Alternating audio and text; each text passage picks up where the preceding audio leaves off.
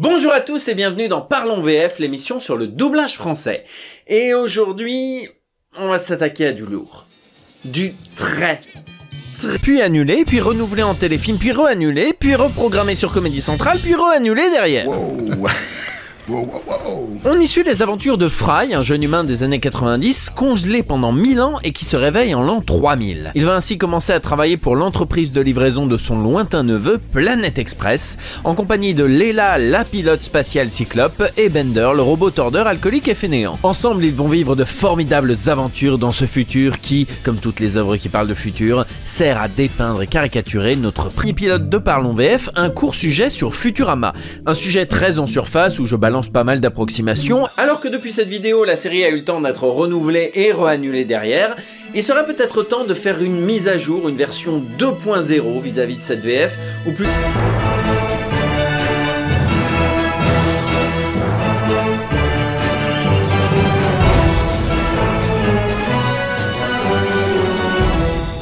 Alors, les doublages de Futurama. Vaste sujet. Et pour bien en parler, il convient de revenir un petit peu sur la diffusion de la série en France et sur le découpage des différentes saisons. Oula, non, tu arrêtes la musique rigolote tout de suite, on va aller très vite. J'ai déjà eu 1000 fois l'occasion d'expliquer à quel point la numérotation des épisodes de Futurama était aussi incompréhensible que débile, alors pour cette vidéo, on va suivre le découpage de diffusion. Il y a donc 5 saisons, les films et les saisons 6 et 7. Et on se fout des DVD.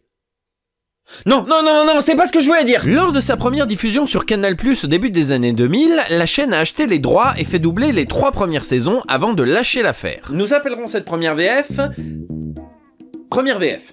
C'est la plus connue et la plus appréciée. Puis après un petit silence, c'est la chaîne TPS Star qui a acheté les droits des saisons 4 et 5 et a renouvelé une partie de l'équipe de doublage qui a été confiée à un studio différent et moins cher. Cette VF, qui n'est pas disponible intégralement dans le commerce parce que le coffret 3 a été édité trop tôt et qu'il n'a jamais été corrigé, nous l'appellerons deuxième VF. Les 4 films d'animation sortis des années plus tard ont été confiés à une autre équipe. On a rappelé les comédiens de la première VF, mais certains acteurs ont refusé de participer pour des raisons sur lesquelles on reviendra. Appelons cette troisième VF troisième VF. Enfin, les 2 dernières saisons de la série renouvelées par Comédie Centrale combinent le cast de la première VF et celui de la deuxième. Nous appellerons cette VF quatrième VF. 4 doublages donc, 4 équipes différentes avec quelques récurrences mais surtout de nombreux changements. La première VF est-elle aussi réussie que ça? La deuxième est-elle aussi médiocre?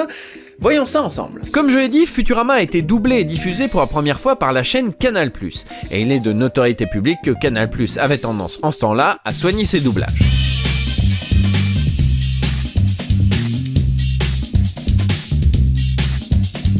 Oui, c'est bien ce que je dis, c'est de notoriété publique. La team de Futurama a donc été montée par la directrice de l'animation de Canal+, Françoise Raymond, et Michel Salva au sein de son célèbre studio, la Sophie, qui a marqué l'histoire du doublage par ses VF parfois bonnes et parfois moins. Je l'ai fait exprès de dire que j'étais mort. L'adaptation a été confiée à William Corrin, adaptateur historique de la série South Park, et qui travaille en ce moment sur Désenchanté, la dernière série de Matt Groening. Bordel de merde, mais tout se recoupe! Avant, j'étais aveugle, mais maintenant, je vois. La direction artistique, quant à elle, a été confiée à Bernard Tiffen, formidable comédien qui double également le robot Bender et le Dr Zoidberg, mais on y reviendra. Commençons, une fois n'est pas coutume, par parler de l'adaptation signée en grande partie par William Corrin. Un auteur très à l'aise avec la caricature sociale, avec la culture américaine, avec l'humour absurde aussi, mais également très doué pour ce qui est des catchphrases, des punchlines et des répliques qui font mouche. Je vous emmerde, je rentre à ma maison. Et force est de constater qu'il a fait, là encore, de l'excellent boulot. On retrouve dans les textes des premières VF de Futurama tout ce qui fait le charme des VF signés Corrin. Sa capacité à adapter des gags trop pointus, mais également son goût des néologismes qui ont parfois un meilleur effet que la version originale. Je pense à la What If Machine, littéralement machine à et si. Oh, that's just the what if machine I invented. Traduit en ordre imagineur. C'est rien, c'est l'ordre imagineur que j'ai inventé. Ou encore les brain slugs, les limaces de cerveau, devenus des céphalophages. Ah d'accord, mais les céphalophages qui vous contrôlent, ils comptent faire quoi pour les travailleurs? Leur implanter un céphalophage. Ça, c'est ce que vous dites maintenant. Mais ce qui marque le plus dans les textes de William Corrin, c'est sa capacité à saupoudrer ses dialogues de grossièreté bien placés. Jamais trop lourdingue, jamais gratuite, et toujours au bon endroit, au bon moment pour que ça fasse mouche. Je m'en fous. Si c'est comme ça, je vais en ouvrir un, moi, de parc d'attractions avec des tables de blackjack et des putes. En fait, Même pas besoin de parc. Hein. Donc on n'est pas dans une adaptation lissée, mais sans tomber dans l'excès d'une série comme South Park. Léla, tu vois pas qu'on regarde la télé? Ouais, pourrais-tu avoir l'obligeance de la fermer? Alors, est-ce que tout est parfait dans cette adaptation? Pas tout à fait. Ne serait-ce que parce que Corinne a eu à gérer des épisodes compliqués. Nous avons déjà eu l'occasion sur cette chaîne d'évoquer les techniques d'adaptation en face d'un jeu de mots, d'une référence particulière, ou bien d'une référence à la langue française, et on a vu plusieurs manières de s'en sortir avec panache. And this is my universal translator. Unfortunately, so far it only translates into an incomprehensible dead language. Hello. Bonjour. Bonjour. Machine stupide. Mais que peut-on faire face à une expression qui ne peut pas être traduite littéralement, évidemment, mais dont au moins un mot, le dernier, doit être traduit littéralement, qui doit être écrite en très grand à l'écran, et qui en plus est le pivot du 3e acte de l'épisode? Comment on fait? Comment on fait? Comment on fait? Comment on fait? Comment on fait? Eh ben on bricole, on se contorsionne et on fait de son mieux pour retomber sur nos pattes, ou plutôt sur notre cul. Vous tous, vous n'êtes qu'une bande de pauvres pètes. Stop, il faut pas que tu dises le dernier mot. Oh, lâche-moi, ringard, j'ai déjà dit 926 fois avant le déjeuner. Et bah ça fait aller quoi, c'est typiquement le genre de situation inextricable de laquelle on ne peut que se dépatouiller du mieux qu'on peut. Heureusement que William Corinne n'a pas à gérer trop souvent ce genre de situation. There might be some frozen fish sticks or something, if you like fish sticks. Oh oui, c'est vrai. T'as vraiment pas de bol, William. Bon, en dehors de ce genre de cabriole, on constate ça et là quelques petits cafouillages, des références pas très bien comprises, des choses qu'on n'a pas bien adaptées du premier coup parce qu'on savait pas à l'avance ce que serait le personnage, ou l'objet, ou la situation. Les céphalophages dont j'ai parlé plus tôt, par exemple, deviennent des bouffe-têtes quelques épisodes plus tard, mais on constate également des différences de traduction entre les épisodes, comme la petite scénette reprise de l'épisode 1, qui n'a pas tout à fait le même texte alors qu'il s'agit du même enregistrement en VO. Et y a quelqu'un? Je viens livrer une pizza pour... Il s'est fait avoir. Oh, c'est pas vrai. J'apporte une pizza pour... Il s'est fait avoir. Ah, je le crois pas. Je bois à ce millénaire qui s'annonce lamentable. Un nouveau millénaire de galère. Ce qui est assez étonnant quand on connaît William Corinne et quand on sait qu'il était le seul auteur sur cette VF. D'habitude, il fait attention à ce genre de choses. On est content d'aller à l'école. Oh, c'est pas vrai. On est content d'aller à l'école. Oh, c'est pas vrai. Quoi? Mon petit frère m'a encore suivi pour aller à l'école. Ben, aujourd'hui j'ai prévu steak haché, nouilles au beurre et comme dessert vous aurez ananas en boîte ou tarte à la banane. Ben aujourd'hui j'ai prévu steak haché, nouilles au beurre Et comme dessert, il y aura ananas en boîte ou tarte à la banane. Trop bizarre. Sauf que si j'ai dit en grande partie tout à l'heure, bah c'est pas pour rien. Moi quand j'ai dû arrêter parce que j'avais les South Park qui percutaient en même temps et donc je pouvais pas tout écrire ensemble.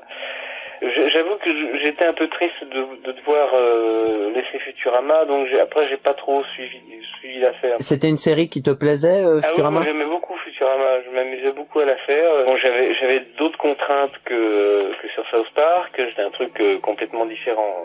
Moi j'ai pas eu la possibilité de continuer, bon c'est les choses qui arrivent quoi. William Corinne a donc laissé sa place en cours de route à Louis Garnier, qui avait déjà travaillé avec la Sophie sur des séries comme 7 à la maison ou encore Jag. Et du coup, un changement d'auteur alors que les anciens épisodes ne sont pas encore accessibles, c'est bien sûr prendre le risque de quelques imperfections. Le Welcome to the World of Tomorrow, que Corinne avait traduit en Bienvenue dans le monde de demain. T'es obligé de leur annoncer comme ça? devient quelques épisodes plus tard. Le 4e millénaire vous dit bienvenue. Quant à la série télévisée The Scary Door, elle devient tantôt La porte des ténèbres. et tantôt La porte de l'horreur. Vous savez ce qui manque à cette série?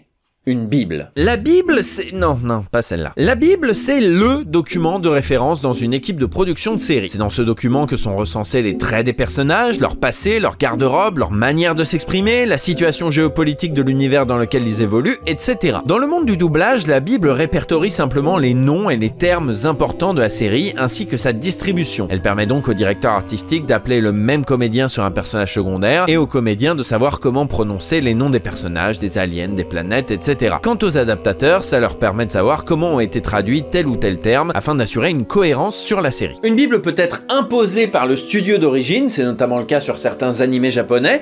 Elle peut être le fruit d'une collaboration entre les différents supports d'une œuvre, mais elle peut également être autoproduite afin d'assurer la cohérence d'une série lorsque le temps, l'argent et le soin que le client apporte à cette œuvre le permettent. Ça aurait permis, en plus d'éviter quelques changements de voix malheureux, de rappeler à l'adaptateur que la femme de Hermès s'appelle La Barbara, ce qui lui aurait évité de traduire Secret Hug of Prague! That was my anniversary gift de La Barbara! T'es complètement malade, je comptais l'offrir à Streisand pour son anniversaire. Non, c'est pas ça. Enfin, c'est plus ou moins ça. Non, c'est pas ça du tout. De manière générale, on observe un nivellement vers le bas en fin de saison 3, avec notamment quelques vannes qui perdent carrément de leur substance. And I forgot this isn't a hover car. Is any of that a problem? Not if you've lived a life without regret. Si elle est équipée d'un parachute. Après, tous ces petits défauts, ça reste des défauts assez bénins et propres au début de série.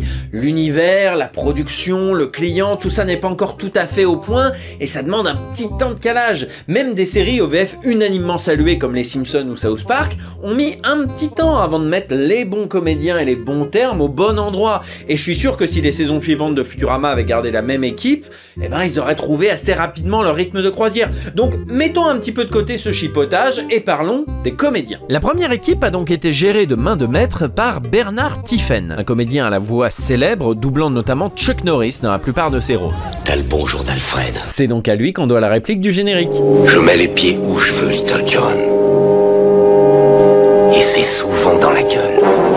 Mais ce serait un crime de le réduire à Chuck Norris, il a été la voix aussi de Christopher Walken, Donald Sutherland, Warren Beatty, Jeremy Irons et tant d'autres personnages. Et le moins qu'on puisse dire, c'est qu'il a réuni une sacrée belle équipe, y compris des comédiens qui ne sont pas habitués aux séries, comme Jean-Pierre Moulin, la voix du professeur Farnsworth. Le professeur Farnsworth. Mes enfants, j'ai une grande nouvelle à vous annoncer, etc. Voilà. J'ai une excellente nouvelle. J'ai rendu notre grille-pain très affectueux. J'étais pas série, et puis je crois que c'est Bernard Tiffen qui m'a dit tiens, tu pourrais faire ça, toi, c'était formidable. Mais je crois que c'est avec les Tintins, c'est les deux seules séries que j'ai fait en doublage. Mais alors ça m'a beaucoup amusé, le professeur. Jean-Pierre Moulin, peut-être l'avez-vous reconnu, c'est entre autres la voix de Anthony Hopkins depuis Le Silence des Agneaux et de Jack Nicholson depuis Vol au-dessus d'un nid de coucou. Et clairement, sur le professeur Farnsworth, il s'éclate. J'ai une excellente nouvelle. L'université martienne me fait passer en conseil disciplinaire. Ah oui, mais en fait, ça n'a rien d'une excellente nouvelle. Quoi que vous ayez fait, professeur, je suis sûr que vous trouverez une bonne explication. Oui, mais ils refuseront d'écouter. Ils sont tous en faveur de la préservation du cerveau d'Hitler. Mais quand vous le mettez dans le corps d'un requin-tigre, oh là là, alors soudain, vous allez trop loin. Clairement, Jean-Pierre Moulin a parfaitement saisi le côté savant fou du personnage. À la fois un peu gâteux, mais également brillant, investi et totalement cinglé. Je me suis inspiré un peu de la voix de Henri Labussière, qui doublait Tournesol. On vient de me dire que vous étiez absent, permettez. Je suis enchanté de vous connaître, je m'appelle Tournesol, Trifon Tournesol. Quand j'ai vu la première fois en anglais Farnsworth, j'ai pensé à Labussière. Je me suis dit, bien, s'il n'était pas mort, je suis sûr que c'est lui qu'on aurait pris. God, I am your nephew. This is absolutely incredible. Ça m'a motivé un peu. J'ai pas cherché à l'imiter, d'ailleurs on peut pas, mais ça m'a inspiré. Et voici mon appareil à explorer le fond des mers. Comme vous pouvez le constater, messieurs, c'est un requin submersible. Il est équipé d'un moteur électrique et il peut descendre à 300 mètres. L'odeur à analyser passera sur cette tache de café, contournera ce noyau d'olive et entrera dans cette brûlure de cigare. Et ça, eh bien, on dirait que c'est... Bah, c'est un dessin me représentant en cow-boy. Léla, la cyclope pilote de vaisseau spatial, est doublée par Blanche Ravalec. Vous la connaissez sans doute comme voix française de Marcia Cross, notamment dans Desperate Housewives, ou comme directrice artistique de Charmed et des Sopranos, mais si vous voulez vous la péter un petit peu en société, sachez qu'elle était la fiancée du requin dans Moonraker. Voilà. Oh, merci Mr. Fox pour cette anecdote. Mais de rien, voyons, ça me fait plaisir. Alors si vous avez regardé Desperate Housewives en VF, vous savez que Blanche Ravalec sait jouer les personnages un peu secs, autoritaires et avec du tempérament, mais qui ont quand même leur moment de douceur et d'empathie. Ben Léla, c'est un petit peu tout ça à la fois. Le côté catho-bourgeoise maniaque obsessionnelle en moins. Très sincèrement, Blanche Ravalec campe impeccablement toutes les facettes de Leila, de sa tendresse sincère envers Fry à son irritabilité naturelle et sa tendance à ne pas se laisser marcher sur les pieds. Oh, je suppose que tu te trouvais bien comme tu étais? Bah oui, pourquoi cette question?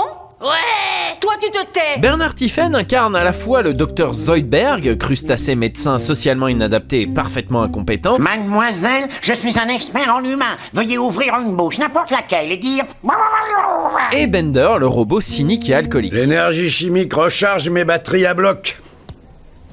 Et le cigare, c'est pourquoi? Ça me donne un côté classe. Et si sur Zoidberg, Bernard Tiphaine est déjà impeccable, c'est vraiment sur Bender que le comédien brille de mille feux. Madame, vous faites sûrement erreur. Comme celle de Tiphaine, habitué aux frasques viriles et un poil beauf de certains Chuck Norris, c'était vraiment l'idée de génie pour jouer Bender. Son côté grave sert à merveille les moments séduction et souvent arnaque du personnage. Mademoiselle, permettez-moi de me présenter, je m'appelle Bender. Son côté rauque transmet à merveille son côté borderline. Mon cul c'est pareil, mais je le fais pas encadrer pour le mettre au mur. Et la gouaille du personnage est parfaitement retransmise à travers cet acteur qui, on l'a vu, a un sens de la punchline très développé. Il a été comprimé contre la paroi. Il est débile ou seulement moche? Ça me rappelle des tas de souvenirs. Ouais, bah tu les gardes pour toi, hein? Mais qui peut acheter tous ces trucs? Des abrutis pour les offrir à d'autres abrutis. Enfin, le décongelé Philip G. Fry, un peu fainéant, pas très malin, au caractère enfantin, idéaliste et fou d'amour de la belle Leila, est doublé avec brio par Alexis Thomasian. Pizza 12? Hello, I would like to order a pizza. Je viens livrer une pizza pour... Il s'est fait avoir. Non, c'est pas vrai. Alors j'avais 20 ans ou 22, je sais plus. Et j'ai adoré ce mec-là. Ouais, j'ai adoré cette série, j'ai adoré ce mec-là. Ouais. C'est une des ça et Scrubs, c'est vraiment et Martin Mystère. Fry, je l'ai pris un peu comme ça, un peu parigot. Branleur. Mais enfin, tu es fou ou quoi? Tu viens de te prendre une dose énorme de radiation. Mais j'ai une coiffure d'enfer. Oh, tu as une idée du temps que ça va me prendre pour recalibrer ces moteurs? Ouais, seulement t'as vu le look? Tu ne trouves pas que ça en vaut la peine? Futurama, c'est vraiment à part, quoi. Ceux qui connaissent pas, chopez-le parce que... Alexis Thomasian sur Fry, c'est un petit peu la cerise sur le gâteau. Fry, c'est son personnage. Un personnage de doux rêveur, un peu naïf, un peu con aussi, disons-le franchement, mais avec un cœur gros comme ça. C'est le genre de personnage avec lequel Alexis Thomasian est vraiment à l'aise et qu'il continuera d'incarner au fur et à mesure de sa carrière. Il arrive aussi bien à être très touchant dans certains épisodes, sincère dans sa relation avec Leila, mais sa grande force reste évidemment ces moments de pure bêtise qu'il incarne avec une drôlerie tellement parfaite. Vraiment, il n'y a pas d'autre. C'est exactement comme dans l'histoire de la sauterelle et de la pieuvre. Tout au long de l'année, la sauterelle ne pense qu'à amasser des réserves pour l'hiver, alors que la pieuvre vit au crochet de sa copine et regarde la télé. Quand l'hiver arrive, la sauterelle meurt. Alors la pieuvre mange toutes ses réserves et s'achète une nouvelle voiture. Est-ce que tu vois où je veux en venir? Le reste du casting est fait de haut et de bas. Si certains personnages comme le prétentieux Zap Brannigan sont assez réussis, d'autres choix de distribution semblent un peu plus hasardeux. Keith Crocker par exemple et sa voix de vieillard à qui on presse les testicules. Oui, mais cette route nous fait traverser un essaim de comètes, monsieur. Semble à des années-lumière de la VO. Même chose pour Hermès Conrad, le bureaucrate de l'entreprise. En VO, le personnage est un Jamaïcain grassouillet, ancien champion de limbo lézardant sur son bureau, et a donc une voix un peu ronde et chaloupée que je n'imiterai pas, Dieu m'en garde. Curse that Dr. Zoidberg! If I get out of here, he'll be looking down the business end of a shrimp fork. Du coup, je comprends vraiment pas le choix de Lionel Mellet qui a une voix plus aiguë et plus cassée, soit exactement l'inverse. À cause de ce crétin de Zoidberg, si jamais je sors d'ici, je lui découpe la carapace avec des couverts à poissons. Pour parler rapidement de Amy, l'assistante sino-martienne du professeur, elle est doublée par Julie Turin, qui s'en sort plutôt bien. Elle est bien dans le caractère du personnage et à peu près dans la même tonalité que l'actrice originale. C'est juste dommage, même si je me doute que c'est pas si simple, de ne pas avoir pris une comédienne qui a au moins quelques notions de cantonais. Non, parce que Amy parle en cantonais de temps en temps et... Comment dire?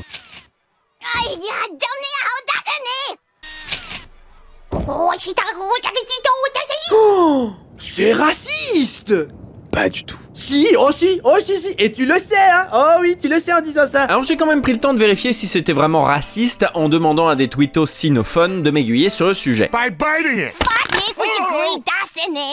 Alright, I'll go. Tu vas pas regarder? Oh. Bon, d'accord, j'y vais.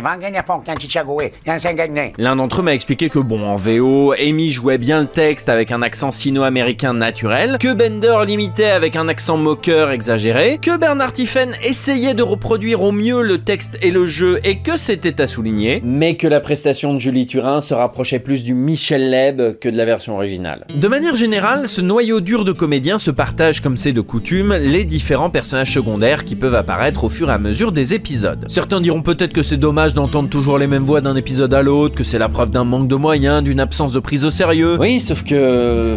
bah, c'est aussi comme ça en VO, hein. En dehors de Katie Seagal qui joue uniquement Leila, la grande majorité des comédiens font tout un tas de personnages. Billy West, par exemple, fait à la fois Fry, le professeur Farnsworth, Zapp Brannigan, Zoidberg, Nixon, Nibbler. En vrai, les acteurs VO de Futurama, ils sont 8, hein. Donc on en a même un petit peu plus en VF, parce que en plus de l'équipe principale, Bernard Tiphaine a eu l'intelligence de s'entourer de ce que j'appelle des CVM, comédiens à voix multiples. Comprenez par là des comédiens capables de jongler entre différentes voix pour incarner différents personnages. Par exemple, Jean-Pierre Moulin interprète assez régulièrement des personnages de ci, de là, sans qu'on y fasse vraiment attention. De même pour Blanche Ravalec, Julie Turin. Même Bernard Tiphaine lui-même arrive à jongler assez habilement entre Bender et Zoidberg sans que cela saute aux oreilles. Oh, des arènes, on peut y aller, s'il vous plaît, docteur. Ah non, c'est la cérémonie du claque-pince, où les combattants s'affrontent jusqu'à la mort pour des questions d'honneur. Sans oublier les quelques extras comme Michel Lassorne ou Françoise Pavie qui ont un panel de voix plutôt riche. On peut également compter quelques sympathiques caméos venus interpréter quelques personnages secondaires au détour d'un épisode, comme Donald Renew en Hubert Farnsworth. Ah ouais, quoi?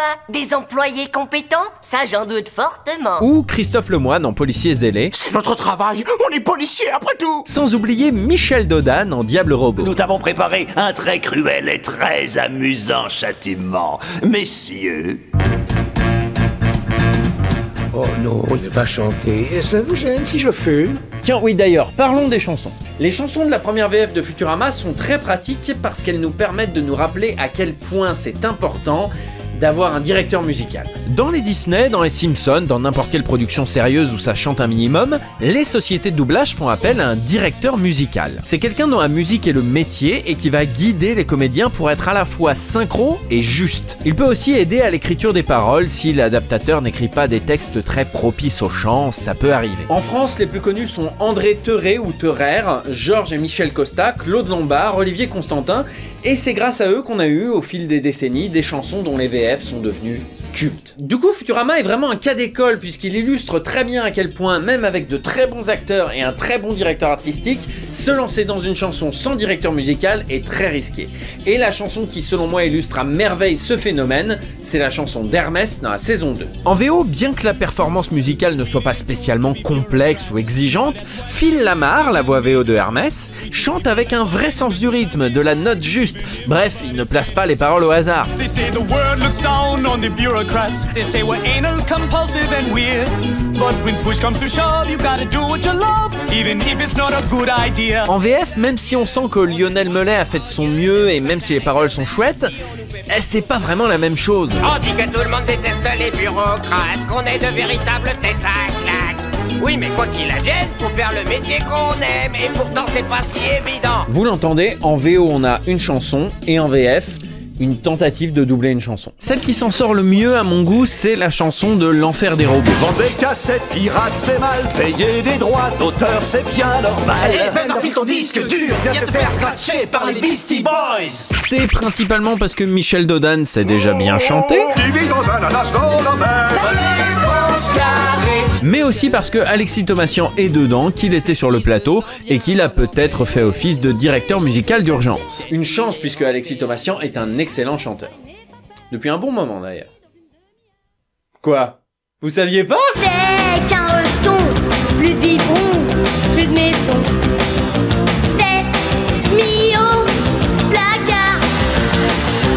Bon, ok, on arrête les vannes, on arrête le chipotage, Et on parle un petit peu sérieusement. Bien que j'ai évoqué quelques défauts de ce doublage, dont certains restent pardonnables pour un début de série, vous aurez compris que cette première VF est une pure réussite dans la lignée des autres productions Canal+ de l'époque. Il s'en dégage une vraie énergie, à la fois dans les excellents dialogues français et dans les échanges et interactions au sein de l'équipe. Les comédiens ont du répondant, de l'énergie, à tel point que sur certaines scènes, je trouve la VF plus vivante et rayonnante que la VO un peu plus terne. Tu sais, Zap, je croyais que tu n'étais qu'un gros bouffon pompeux. Ensuite, j'ai réalisé qu'à l'intérieur, tu n'étais qu'un enfant malheureux. Et maintenant, je réalise qu'à l'extérieur de l'enfant, il n'y a qu'un gros bouffon pompeux.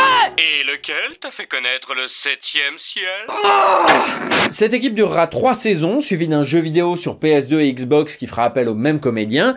Et ensuite, les choses se corsent. Après 3 saisons, Canal+ lâche la diffusion de Futurama et par conséquent son doublage. Le 3e coffret DVD, censé sortir quelques mois plus tard, sera donc privé de VF sur certains épisodes. Alors bien sûr, 20th Century Fox aurait pu prendre la peine de doubler ces épisodes, comme il l'avait fait pour certains épisodes non diffusés des Simpsons, pour faire plaisir au petit Billy, fan de Futurama. Mais non, est-ce que tu crois qu'ils l'ont fait? Non, ils ne l'ont pas fait. Au bout d'un an, c'est donc le groupe TPS qui rachète les droits de diffusion de Futurama et se charge de doubler les épisodes restants. Le problème, c'est qu'en parallèle, la Sophie était en train de se casser la gueule. La polémique autour de Friends, dont une partie du casting avait été changée parce qu'ils avaient osé demander à être payés un peu plus que le minimum syndical, était encore dans toutes les têtes et avait pas mal nui à la réputation de la Sophie, déjà pas très haute depuis les années Club Dorothée. En parallèle, le studio Schinkel faisait pas mal parler de lui depuis quelques années pour son incroyable logiciel Capella, mais surtout parce qu'ils étaient beaucoup moins chers puisqu'ils pratiquaient la méthode belge, quoi que ça veuille dire. C'est donc vers ce studio que s'est tourné le groupe TPS pour doubler les 2 dernières saisons de Futurama.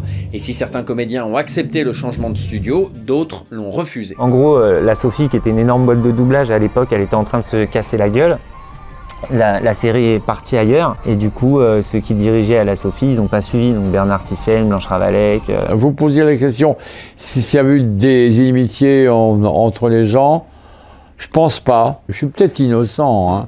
Je me rends pas compte, mais moi, on m'a pas proposé de me remplacer par quelqu'un d'autre. Je veux dire que je suis incontournable. Mais enfin. Exit donc Bernard Tiphaine, Blanche Ravalec, Julie Turin et Michel Lassorne, c'est Gilbert Lévy qui récupère la direction artistique du bébé. Les textes, quant à eux, ne sont plus signés du seul William Corrin, mais d'un nouveau trio d'auteurs. Régis Écosse et Hélène Monchet, qui travailleront ensuite sur les animés japonais de la case de Canal+. On y revient encore et toujours. Auquel s'ajoute Christian Niemek, qui avait déjà travaillé avec Gilbert Lévy et Régis Écosse sur Arrested Development. Au premier coup d'œil, ces nouveaux textes restent de bonne facture, même s'ils n'atteignent pas le génie des premières saisons. Les nouveaux auteurs signent des dialogues un peu plus lisses, un peu moins péchus, mais toujours de qualité en apparence. On note même ça et là quelques jolies trouvailles. And you want to defend Zoidberg? Are you familiar with the old robot saying, does not compute? Et vous prétendez vouloir défendre Zoidberg? Vous avez entendu parler du vieux dicton robot, je calcule pas? Néanmoins, soyons francs, si on s'y attarde un petit peu, c'est tout de suite beaucoup moins reluisant. D'abord, certains épisodes passent à côté de références sacrément évidentes. Oh, gotta go, Fight Club. Bon, personnellement, ça me paraît évident que Farnsworth sous-entend qu'il va à un Fight Club. Et pourtant... Il faut que je te laisse, j'ai un film à voir. Bah, je sais pas, Fight Club en 2004, c'était déjà plus ou moins culte, non? Chut, calme, voyons, ça arrive à tout le monde. Bon, ok, c'est vrai, des références on en loupe tous, ça peut nous arriver, personne n'est irréprochable, certes. Par contre, quand c'est juste des blagues, sans aucune référence, et qu'on passe quand même à côté...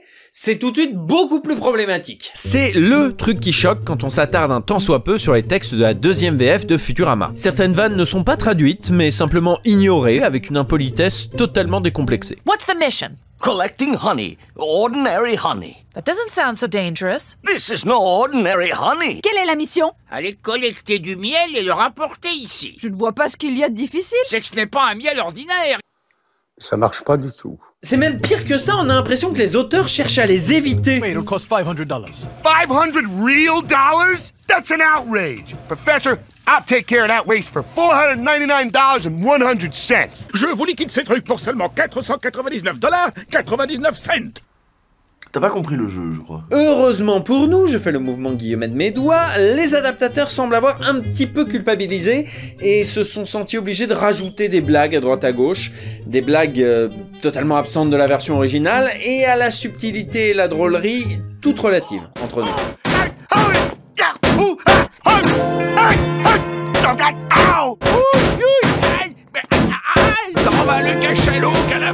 casse. Je suis mort de rire. Pas toi, Léla? C'est drôle. Ah ah ah. De manière générale, c'est pas tellement la finesse qui étouffe cette adaptation. Hein. Au-delà des blagues que même un concours Jokes de Papa repousserait poliment du pied, il y a des choix d'adaptation qui semblent peu inspirés, voire même carrément de mauvais goût. Sorry, Captain Leela.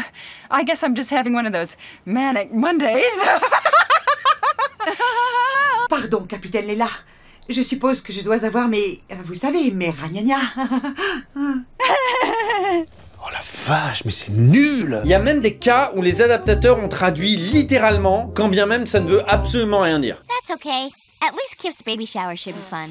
I better put it on my calendar. Programmer la douche de bébé pour le jeudi. Ouais, non, c'est pas du tout ça une baby shower, hein. Vraiment. Enfin, le dernier écueil dans lequel s'engouffre tête la première cette deuxième adaptation, c'est... le manque de cohérence avec les 3 premières saisons. Déjà qu'entre elles, c'était pas irréprochable, mais alors là, c'est encore pire. Les catchphrases de Farnsworth et de Bender changent de traduction d'un épisode à l'autre, des noms d'éléments implantés depuis de nombreuses saisons changent du jour au lendemain, certaines repassent même carrément en VO, sans aucune traduction. Précédemment dans All My Circuit. Parfois, ils changent même d'avis dans le même épisode, à quelques minutes d'intervalle, on aura l'occasion d'y revenir. Et sinon, elle en est où, The Scary Door? Vous faites une embardée évitant de justesse la porte de l'angoisse. Oh mais putain, sérieusement!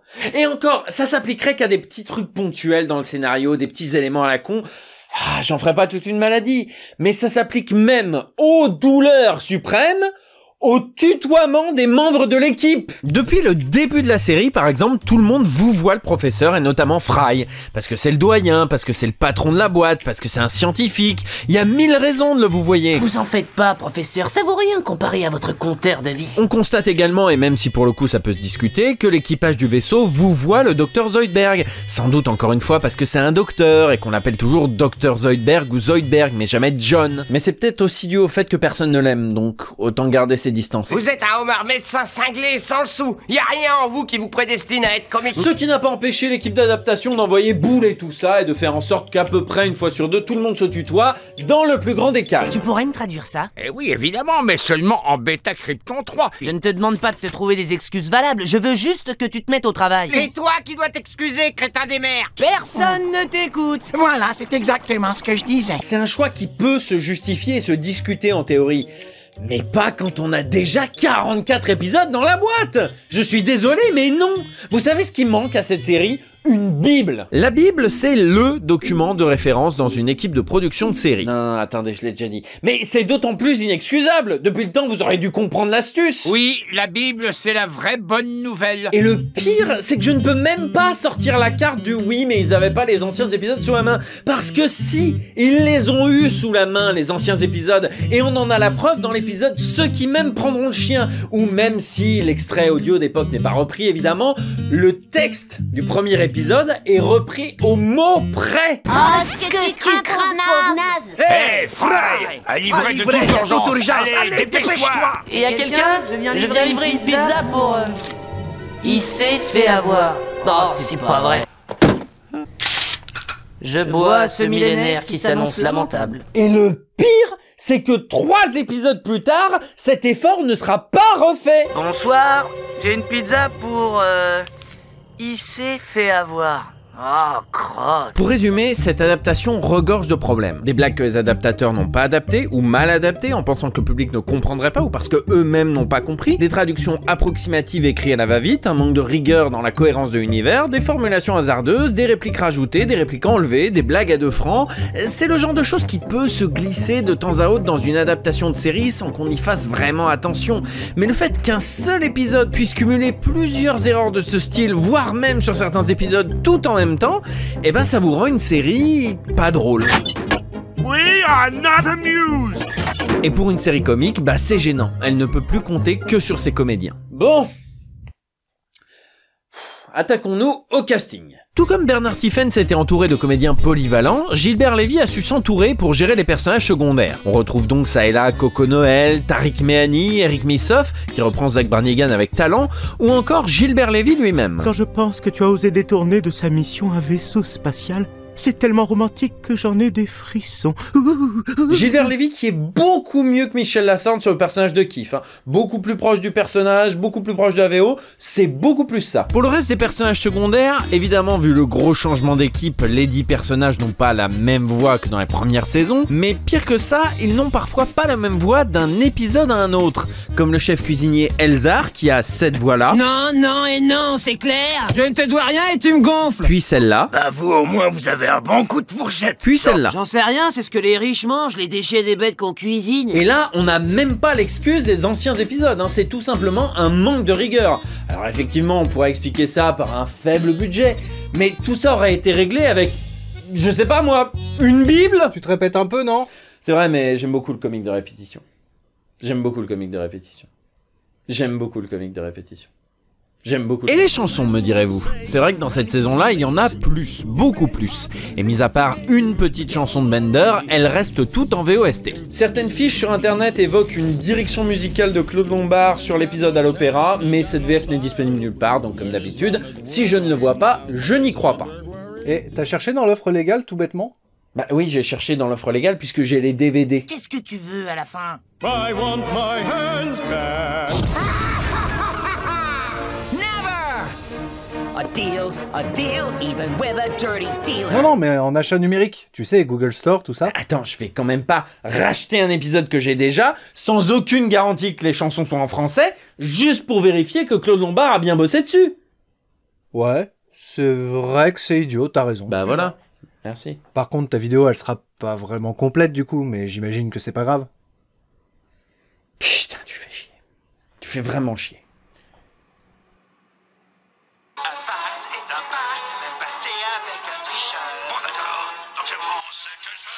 Oh. Ok. Bon bah oui, du coup, effectivement, les chansons du dernier épisode ont été dirigées par Claude Lombard, avec Claude Lombard elle-même sur les la et Daniel Beretta, alias Arnold Schwarzenegger, sur certaines voix masculines. Qui est ce bébé Moïsette cycle qui sourit avec courage sous sa couette? Un ingénieux du ciel, ou un truc plus actuel, ou un enfant crasseux qui meurt de faim. Bon, mais du coup, elle a fait ça de son côté, y a aucun comédien du cast sur les chansons, même pas Alexis Thomasian sur Fry. C'est con. Lui qui chante si bien. C'est une déclaration de guerre, les méchants faut les foutre par terre. Mais revenons à l'équipe et ses remplacements. Amy Wong est doublée par Jessie Lambotte. Son timbre de voix n'est pas tout à fait le même que celui de Julie Turin, mais c'est une des transitions les moins difficiles. Elle s'en sort très bien sur ce personnage. C'est vrai que tu es diabolique et plutôt chochotte. Je ne suis pas diabolique. Une transition qui passe beaucoup moins bien en revanche, c'est celle du Dr Zoidberg, désormais doublé par Patrick Pelgrin. Dans la première VF, Bernard Tiphaine avait trouvé avec précision la particularité vocale de Zoidberg, qui ne parle pas vraiment du nez, mais des tentacules. Earth, what a planet! On Earth, you enjoy eating a tasty clam. On my planet, clams enjoy eating a tasty you. C'est un phrasé très particulier qu'a le personnage en VO, et sa version française, même si elle manquait parfois un peu d'énergie, était une pure réussite. Sur la Terre, vous vous régalez de palourdes. Sur ma planète, ce sont les palourdes qui se régalent de vous. Patrick Pelgrin... Faites son mieux. Non, sans déconner, il souffre clairement de la comparaison. Plus aigu, plus éraillé, et il manque ce petit défaut de prononciation si particulier. Là, on a juste l'impression qu'il se bouche le nez. Je me souviens, il avait fallu me faire vomir affreux, il y en avait partout. Quel Saint-Valentin inoubliable. Quant à Hermès Conrad, il est toujours doublé par Lionel Mellet. Il y avait un changement à faire, et c'était celui-là, et vous l'avez pas fait. Pour ce qui est du cœur de l'équipage, le professeur Farnsworth est toujours doublé, Dieu merci, par Jean-Pierre Moulin. Et ta sœur, elle bat le beurre, espèce de wallaby épilé. Et même s'il joue de manière un peu plus machinale sur certains épisodes, et qu'il n'est pas toujours aidé par le texte des adaptateurs, il tient toujours son personnage pour notre plus grande joie. Ah oui, c'est ça, vas-y, te gêne pas, casse ma machine, je te dirai rien. A l'inverse, vous l'aurez compris, ce n'est plus Blanche Ravalec qui double Leila. Leila. Oh putain, c'est vrai, il faut qu'on parle de ça.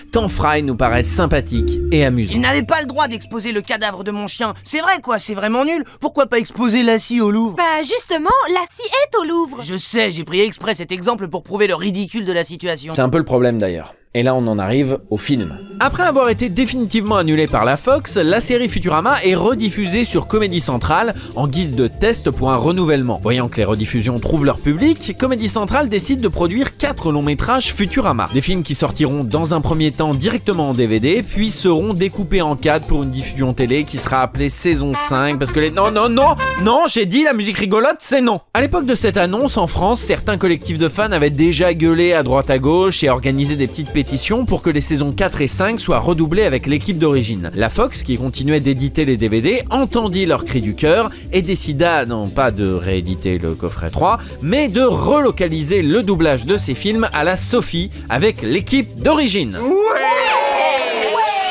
va casser la baraque.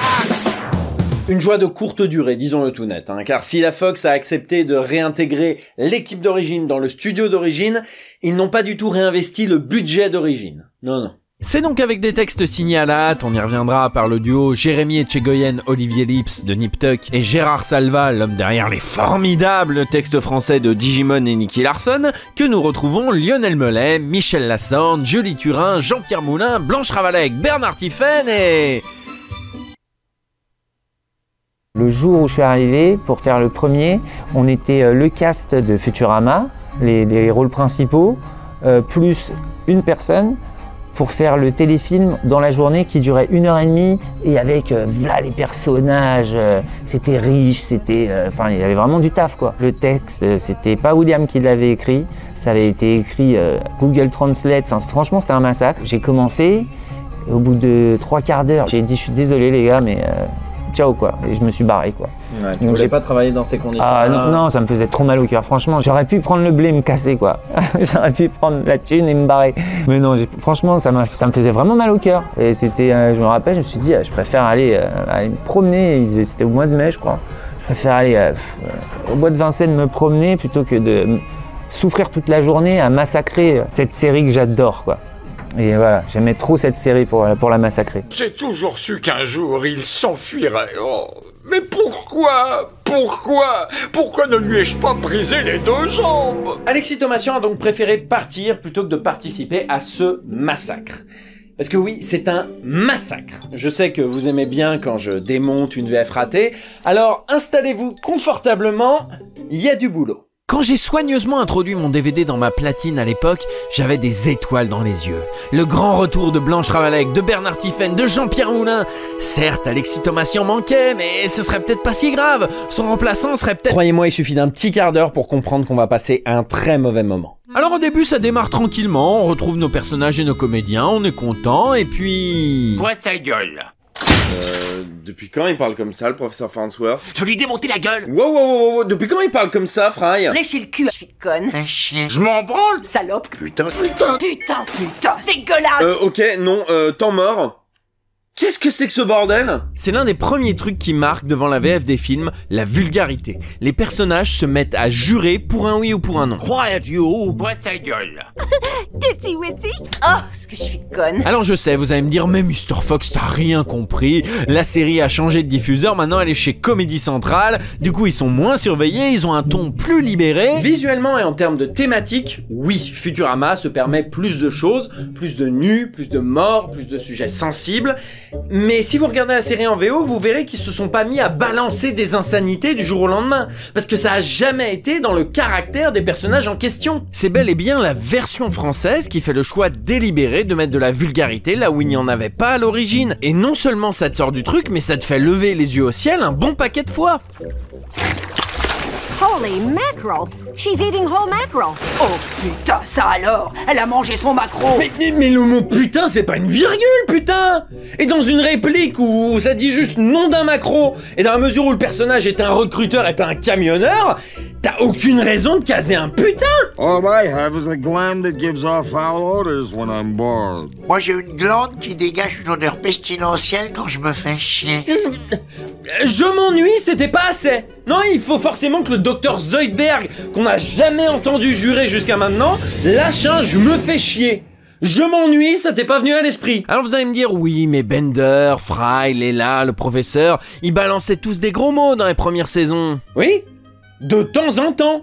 Et on en revient à ce que j'ai dit sur les textes de William Corrin, le doigté avec lequel on dose la vulgarité est important. Placer le mot pute dans une complainte lunaire à la Bender, oui. Caler des putains toutes les 30 secondes, non. Et on en revient à la différence qu'il faut faire entre la grossièreté et la vulgarité. Entre placer volontairement un gros mot quelque part pour en accentuer la puissance, pour créer un décalage ou pour une toute autre raison, et dire des gros mots pour dire des gros mots. Moi aussi je peux dire mes couilles, mais habitez mon couteau. Enculé, fils de pute! Le pire, c'est qu'on sent que c'est pas naturel et que ça a été imbriqué de force dans la VF de Futurama. Et ça peut venir de 3 choses. La Fox, l'éditeur DVD, qui voulait bien faire comprendre le changement de producteur et de ton, comme si les personnages à poil c'était pas suffisamment clair. La chaîne de télévision qui devait diffuser les films après leur sortie vidéo, à savoir Énergie 12. Énergie 12 qui à l'époque diffusait South Park et les décalés du cosmos et qui cherchait peut-être une nouvelle série d'animation un peu vulgaire, quand bien même c'est pas du tout dans le caractère de la série à l'origine. Les adaptateurs qui ont voulu faire du William Corrin. Sauf que William Corrin, c'est pas juste des gros mots toutes les 15 secondes. C'est des dialogues écrits finement, des répliques qui font mouche, des bonnes punchlines et une adaptation des références faite avec beaucoup de justesse. Bref, tout un tas de qualités que cette 3e VF n'a pas du tout. Et l'adaptation se contente pas d'être vulgaire, hein. Elle est aussi très mal écrite. On sent vraiment que ces textes ont été conçus à l'arrache, tant ils sont purement et simplement ratés à tous les niveaux. Je n'exagère pas en vous disant que la moitié des gags du premier film tombent complètement à plat parce que les adaptateurs n'ont pas vu ou pas compris où était le gag. Et même quand il n'y a pas de gag d'ailleurs, hein, certaines répliques sont totalement à côté de la plaque. Don't you realize you are totally under their control? Of course I realize it. Does that mean I can't enjoy it? Bien sûr que je le vois, mais j'ai chopé un virus. This is a business, not a social club. Money talks. True wealth is measured in friendships. Shut up, you! On est des hommes d'affaires, pas des assistantes sociales. Ici, l'argent est roi. En vérité, je ne suis pas un roi, mais un président. Non, c'est pas que c'est pas drôle, c'est que c'est pas une blague. Des fois, je me suis même demandé si les auteurs ne prenaient pas un plaisir sadique à passer volontairement à côté du gag. Parce que c'est pas possible autrement, en vrai. It's been 12 years. Maybe I'm getting taller. Mais ça fait 12 ans que je traîne, peut-être que j'ai pris des bras. Way to kill the franchise, Bakula. Dans Star Trek, je jouais mieux que toi. It'll be just the two of us. We'll make a fire and play Uno. On fera du feu le soir et on jouera à ne faire qu'un. I can't make it. Go on without me. I'm trying. Continuez sans moi. Allez, un petit effort.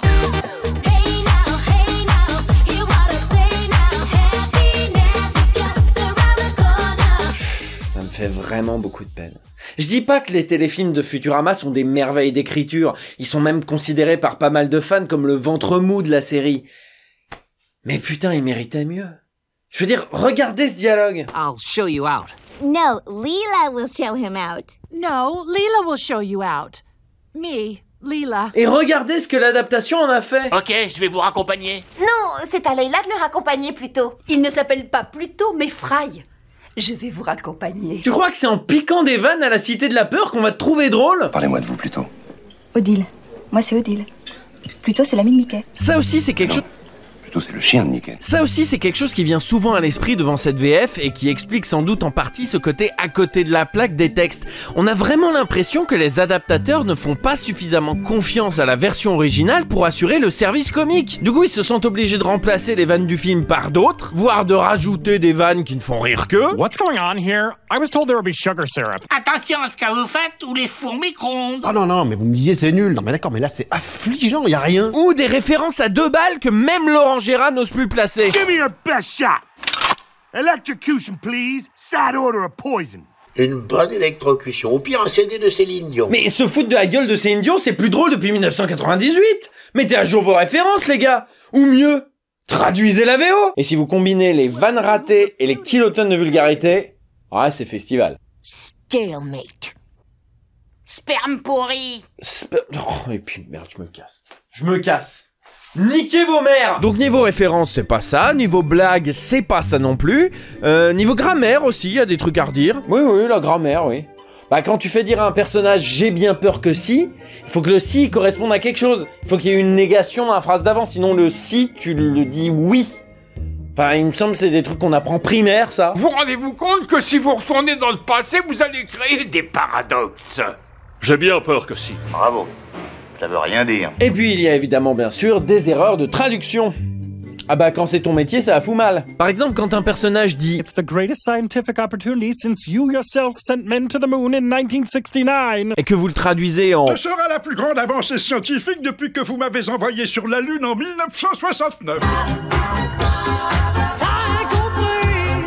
Qu'est-ce qui a pu se passer? Ça fait un moment que j'ai pas vu Nip Tuck, mais dans mes souvenirs, l'adaptation était tout à fait valable. Qu'est-ce qui a pu se passer pour que Lips et Echegoyen tombent aussi bas? Je ne vois pas comment on pourrait descendre plus bas. Ne t'avance pas trop, Fry, j'ai pas encore parlé de l'ennemi numéro 1 de toutes les adaptations de Futurama, la cohérence interne. Alors je ne m'attarderai pas sur la multitude de personnages secondaires qui changent de voix, ce n'est jamais que la deuxième fois. Bon, il y a quand même des personnages qui changent de voix entre deux films, alors que c'est la même équipe. C'est un petit peu gênant. Mais ce qui est encore plus gênant en termes de cohérence, c'est quand un film fait plusieurs allers-retours dans le temps, comme Bender Big Score. Hello, 2000. I'm home. Happy New Year, naked weirdo! Hello, 2000. I'm home. Happy New Year, naked weirdo! Une décision logique et économique serait de faire comme en VO et de réutiliser les mêmes rushs, non? Non. Figurez-vous que non seulement ils en ont rien à péter... Ouais, mon pote, c'est moi, Bender. Ouais, mon pote, c'est moi, Bender. Mais en plus, quand la même situation se répète sur deux scènes, c'est ni le même rush, ni les mêmes textes. Pareil à Terminatorisé, Philippe Fry. Ça fait un petit peu branleur, tes lunettes. Oui, mais c'était tendance en 2000. Ça fait petit branleur, tes lunettes. C'était tendance dans le passé. Pas les couilles, la vraisemblance. Même chose pour le troisième film, bourré de références au Seigneur des Anneaux. Sans blague. Et où Leela, dont le surnom en VO est Ligola, est appelée un coup Dame Leela. Sir Fry et Dame Leila. Et un coup Legolas. Eh bien, Legolas. Comme s'ils s'étaient rendus compte en cours de route de ce qu'ils étaient en train d'adapter. Ah, putain, mais c'est ça! Ah ouais. Ouais, je dois faire me corriger.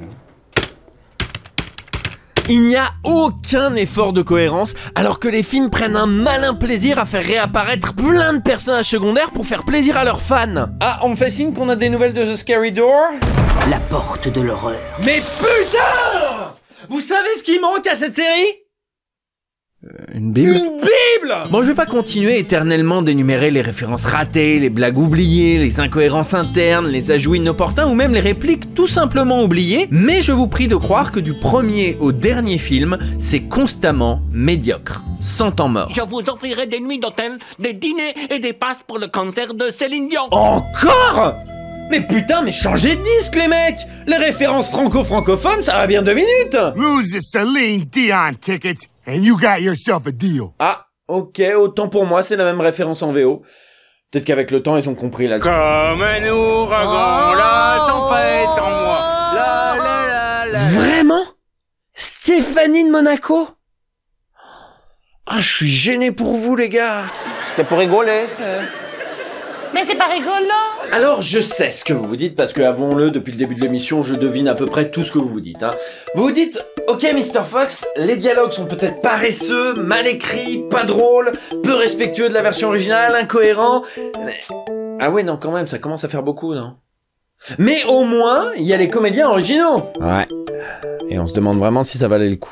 Bon, commençons par le positif, comme ça c'est réglé. Blanche Ravalek est là, et ça fait plaisir. Elle est toujours dans l'énergie, toujours avec un sacré tempérament, et même si on lui a filé des textes médiocres, elle se démène comme elle peut avec. Je vais couper en deux ce guignol de mes deux. Ça fait plaisir, parce que, avouons-le, c'est une de celles qui nous avait le plus manqué dans la deuxième VF. Bon, des fois, elle joue un peu faux, ou pas assez en énergie, mais franchement, c'est celle qui s'en sort le mieux avec Jean-Pierre Moulin. Maintenant, on retourne au boulot, et si nous sommes obligés de détruire un écosystème ou deux, alors tant pis. Maintenant, le négatif...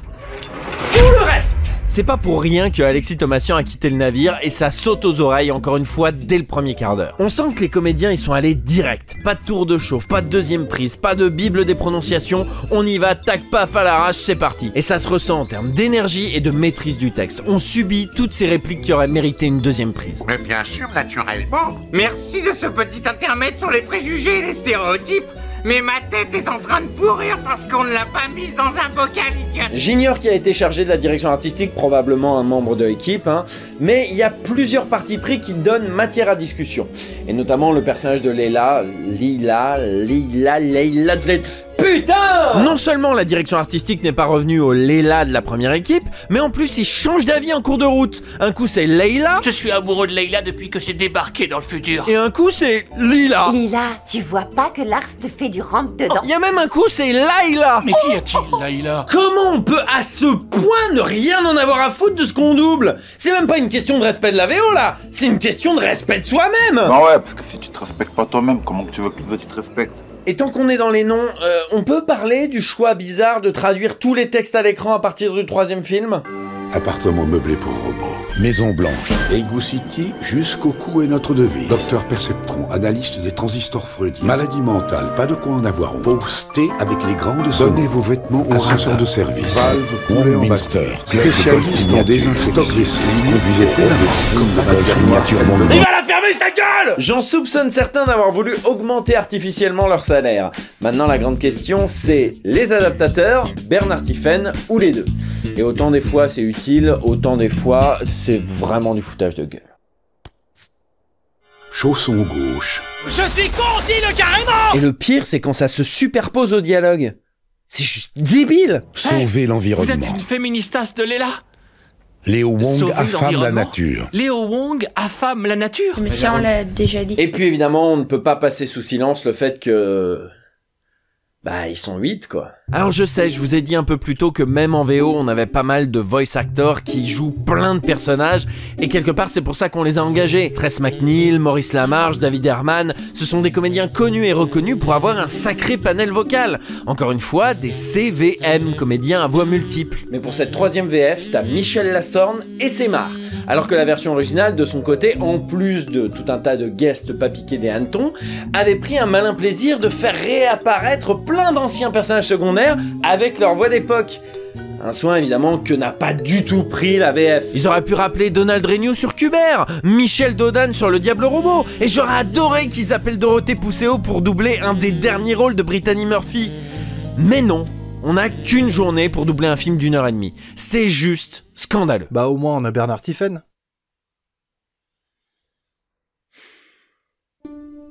Plus que tout au monde, je voulais réentendre Bernard Tiphaine sur Bender et Zoidberg.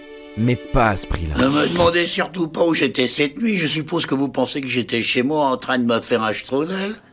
Tu le fais mal. Tu le fais tellement mal, putain. Bender et Zoidberg sont ceux qui souffrent le plus de l'enregistrement à la va-vite des films.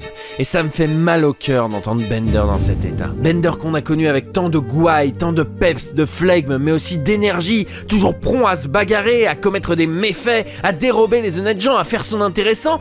Et dans ces films, il est fatigué. Tu ne vois donc pas que tu es totalement sous leur contrôle? Bien sûr que je le vois, mais j'ai chopé un virus.